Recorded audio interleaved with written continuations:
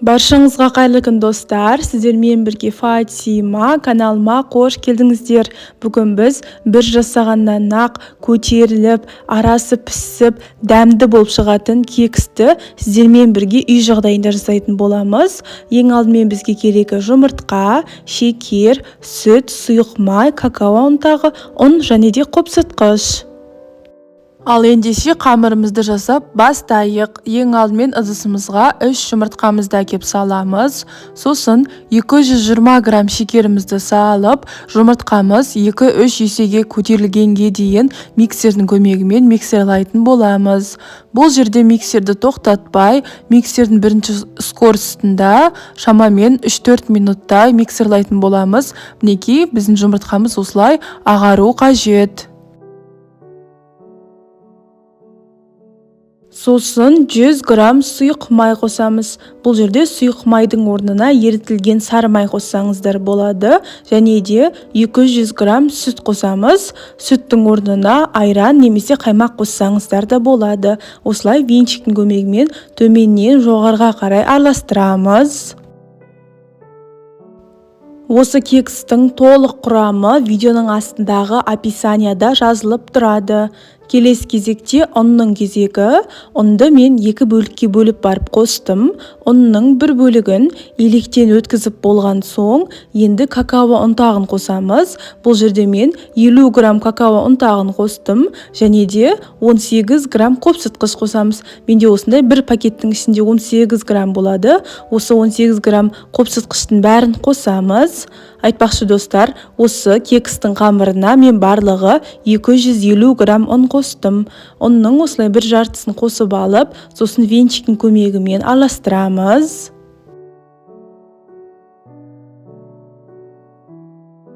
Бұл жерде қамырларымызды венчиктің көмегімен төменнен жоғарыға қарай асықпай әдемілеп тұрып араластыруымыз керек. Сосын ұнның қалған жартысын қосамыз. Достар, ұнды міндетті түрде електен өткізіңіздер. Ұнның арасында қоқыс болуы мүмкін. Сол үшін де ұнды електен өткізіп отырыңыздар. Және де достар, бұл жерде осы қамырға менде барлығы 250 грамм ұн кетті. Сіздер өздеріңіздің қамырларыңызға қарай қосыңыздар. Егер қамырларыңызда түйіршіктер болатын болса, онда миксердің көмегімен бір керкі болғанша араластырып алсаңыздар болады. Бұл жерде миксердің көмегімен көп уақыт бойы араластырудың қажеті жоқ. Шамамен жарты секундтай араластырсаңыздар жеткілікті. Мінекей біздің кексіміздің қамыры дайын болды. Осындай орташа сұйықтықтағы бір келкі әдемі қамыр шығуы қажет. Енді кекстеріміздің формасын дайындайық. Осындай формаға арнайы кекс пісіретін қағаздарын саламыз. Сосын достар, осы кезде пештеріңізді 180 градусқа қыздырып қойыңыздар. Қыздырып болған соң, әр кекстің формасына 1,5 ас қасықтан қамырымызды құйып шығамыз.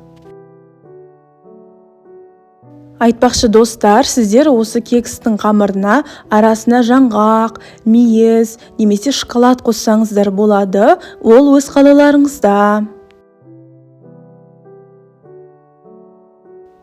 Достар, сіздер менің осы видеомды қай қаладан немесе қай елден көріп жатырсыздар? Комментарияға жазып қалдырыңыздар.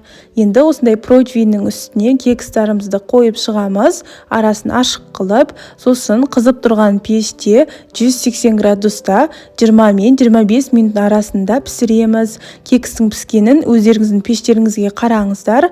Мінекей, бұл жерде менің кекстарым 21 минуттың ішінде пісіп шықты. Осылай таяқшаларыңыз құрғақ болып шығатын болса, кекстарыңыз пісті деген сөз. Мына шетте кекстің екінші партиясын осылай пісіріп жатырмын. Бұл кекста ровно 21 минуттың ішінде пісіп шықты. Сонда достар, осы бір қамырдан менде барлығы 20 штук кекс шықты. Қарасаңыздаршы, біздің кекстарымыз осылай әдемі болып көтеріліп, керемет болып шыққан. Осы кексті кішкене суытып, сосын дәмін татып көре берсеңіздер болады.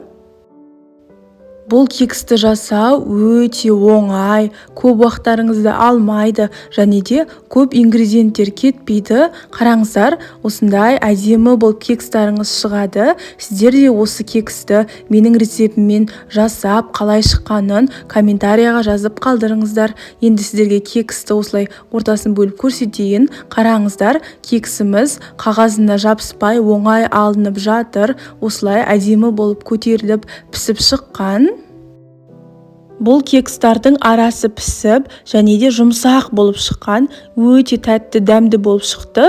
Осы кексті міндетті түрде шаймен немесе кофемен бірге ішіңіздер. Осы кексті жасап жақындарыңызды қуантыңыздар. Сіздермен болған Фатима. Каналыма тіркеліп лайк басып комментария жазуды ұмытпаңыздар.